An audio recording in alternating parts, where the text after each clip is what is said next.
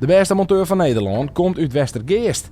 De 21-jarige Andries Hoeksma had de Nederlandse World Skills finales woen en mij in september naar Lyon in Frankrijk om het op te nemen zijn maar liefst 4 finalisten uit Oreland van de Vraat. Ik vind het wel mooi om te zien hoe Oreland ermee omgaan.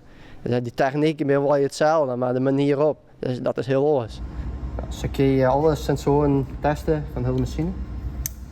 En dat jouwt die een indicatie als een zender werkt of net werkt, een ondersturing.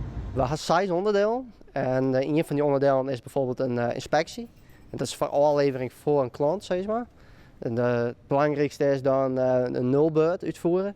Olie checken, draait die machine mooi. Docent Sander van Wonderen weet wel waar Andries in uitblinkt, maar er binnen ook nog wel een aantal verbeterpuntjes richting de Vraatfinale.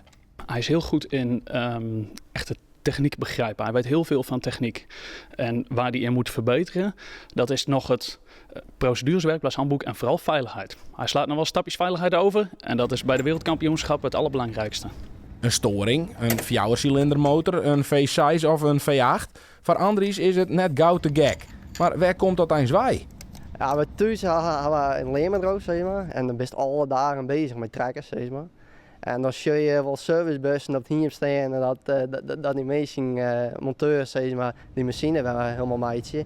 Ja, ik denk dat lijkt mij echt wel wat.